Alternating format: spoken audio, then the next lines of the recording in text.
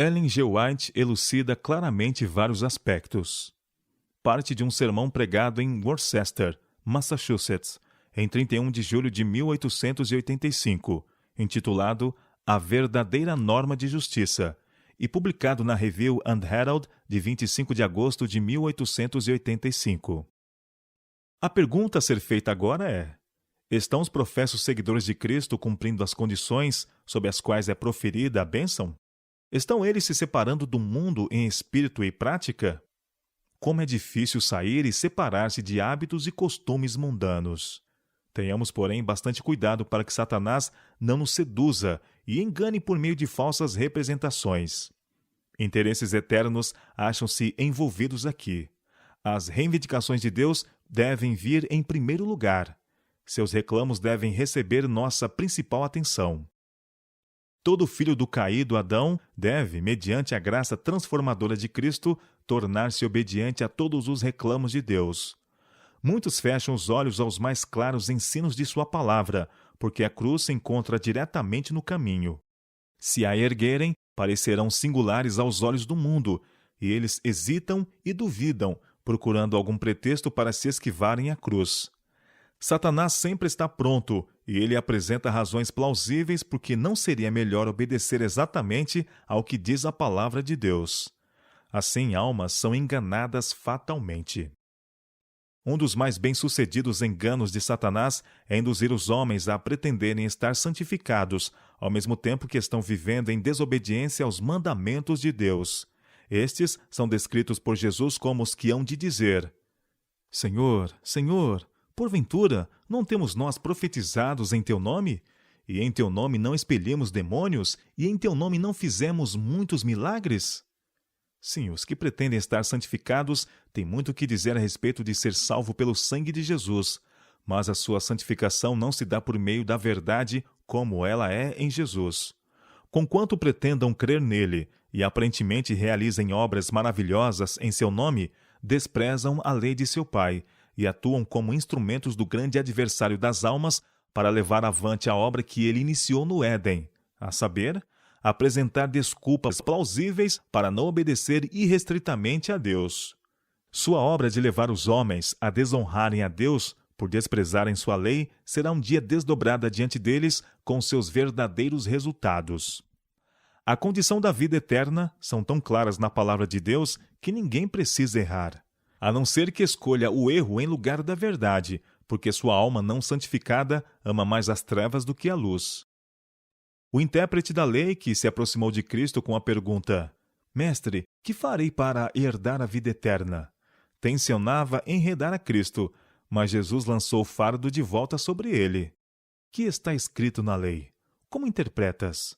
A isto ele respondeu: Amarás o Senhor teu Deus de todo o teu coração, de toda a tua alma, de todas as tuas forças e de todo o teu entendimento, e amarás o teu próximo como a ti mesmo. Então Jesus lhe disse: Respondeste corretamente. Faze isto e viverás. São Lucas capítulo 10, versos 25 a 28. Estas palavras se aplicam aos casos individuais de todos. Estamos dispostos a cumprir as condições? Obedeceremos a Deus e guardaremos seus mandamentos? Seremos praticantes da palavra e não apenas ouvintes? A lei de Deus é tão imutável e inalterável como seu caráter. Tudo que os homens digam ou façam para anulá-la não altera os seus reclamos, nem os isenta de sua obrigação de obedecer. Necessitamos diariamente de iluminação divina. Devemos orar como Davi. Desvenda os meus olhos, para que eu contemple as maravilhas da tua lei. Salmo 119, verso 18. Deus terá um povo sobre a terra que vindicará sua honra dando valor a todos os seus mandamentos. E seus mandamentos não são penosos, nem um jugo de servidão. Davi orou em seus dias: Já é tempo, Senhor, para intervires, pois eles violam a tua lei. Salmo 119, verso 126. Nenhum de nós pode dar-se ao luxo de desonrar a Deus por viver na transgressão de sua lei. Negligenciar a Bíblia e dedicar-nos à procura do tesouro terrestre é uma perda incalculável. Só a eternidade revelará o grande sacrifício feito por muitos para obter honras terrenas e vantagens mundanas, em detrimento da alma, em detrimento das riquezas eternas. Poderiam ter tido aquela vida que se compara com a vida de Deus, pois Jesus morreu para colocar as bênçãos e os tesouros do céu ao seu alcance, para que não pudessem ser considerados pobres, infelizes e miseráveis na alta avaliação da eternidade. Ninguém que tenha tido a luz da verdade entrará na cidade de Deus como transgressor dos mandamentos. Sua lei constitui o fundamento de seu governo no céu e na terra. Se eles intencionalmente espezinharam e desprezaram sua santa lei na terra, não serão levados ao céu para realizar a mesma obra ali. Não haverá modificação do caráter quando Cristo vier. A edificação do caráter deve prosseguir durante o tempo da graça. Dia a dia suas ações são registradas nos livros do céu, e no grande dia de Deus eles serão recompensados segundo as suas obras. Então será visto quem receberá a bênção. Bem-aventurados aqueles que guardam os seus mandamentos, para que tenham direito à árvore da vida, e possam entrar na cidade pelas portas. Apocalipse capítulo 22, verso 14. Os que atacam a lei de Deus estão guerreando contra o próprio Deus. E muitos que estão cheios de grande amargura contra o povo de Deus que guardam os mandamentos fazem um maior alarde de terem uma vida santa e sem pecado. Isso só pode ser explicado deste modo. Eles não possuem um espelho a que possam olhar para descobrir por si mesmos a deformidade de seu caráter. Nem José, nem Daniel e nenhum dos apóstolos afirmou estar sem pecado. Os homens que viveram mais perto de Deus, os homens que sacrificariam a própria vida de preferência a pecar intencionalmente contra ele, os homens a quem Deus honrou com divina luz e poder, reconheceram que eram pecadores e indignos de seus grandes favores. Sentiram sua debilidade e, pesarosos por seus pecados, procuraram imitar o modelo Jesus Cristo. Há somente duas classes sobre a terra: os obedientes filhos de Deus e os desobedientes. Certa ocasião, Cristo apresentou deste modo a obra do julgamento a seus ouvintes. Quando vier o Filho do Homem na sua majestade e todos os anjos com ele, então se assentará no trono da sua glória, e todas as nações serão reunidas em sua presença. Ele separará uns dos outros, como o pastor separa dos cabritos as ovelhas, e porá as ovelhas à sua direita, mas os cabritos à esquerda. Então dirá o rei aos que estiverem à sua direita: Vinde, benditos de meu Pai, entrai na posse do reino que vos está preparado desde a fundação do mundo. Porque tive fome e me destes de comer, tive sede e me destes de beber.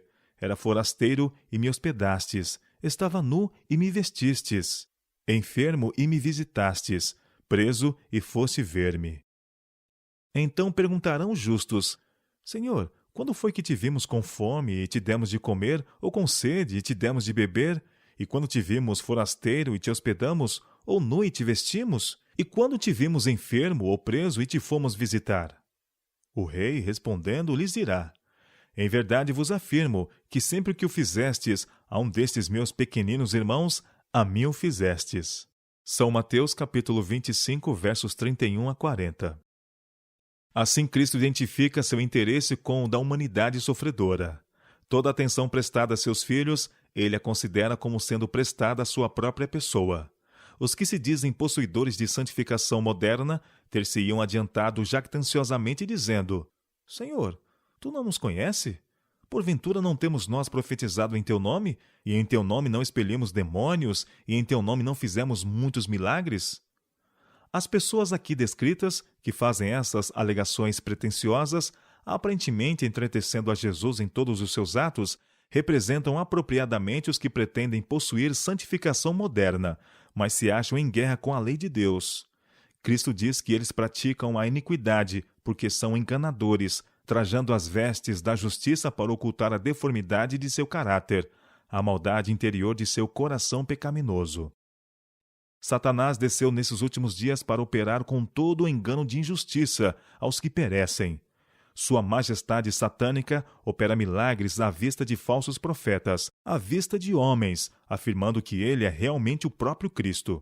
Satanás concede seu poder aos que o ajudam em seus enganos, Portanto, os que pretendem ter o grande poder de Deus só podem ser discernidos pelo grande detector, a lei de Jeová. O Senhor nos diz que, se possível, eles enganariam os próprios eleitos. As vestes de ovelha parecem ser tão reais, tão genuínas, que o lobo só pode ser discernido quando nos dirigimos ao grande padrão moral de Deus e descobrimos ali que eles são transgressores da lei de Jeová. Se já houve um tempo em que necessitamos de fé e iluminação espiritual, esse tempo é agora. Os que estão vigiando em oração e examinando diariamente as Escrituras, com um ardente desejo de conhecer e fazer a vontade de Deus, não serão desencaminhados por nenhum dos enganos de Satanás. Só eles discernirão o pretexto que homens astutos adotam para seduzir e enredar. Tanto tempo e atenção é dedicado ao mundo, ao vestuário e ao comer e a beber, que não sobra tempo para a oração e para o estudo das Escrituras. Precisamos da verdade em todos os pontos e temos de buscá-la como a tesouros escondidos. Iguarias e fábulas nos são apresentadas em todos os lados, e os homens preferem crer no erro a crer na verdade, porque a aceitação desta última envolve uma cruz. O próprio eu precisa ser negado, o próprio eu precisa ser crucificado. Por isso Satanás lhes apresenta um caminho mais fácil, invalidando a lei de Deus. Quando Deus permite que o homem siga seu próprio caminho, esta é a hora mais sombria de sua vida. Pois deixar que um filho obstinado e desobediente faça o que bem entender e siga a inclinação de sua própria mente, acumulando sobre si as nuvens mais escuras do juízo de Deus, é algo terrível.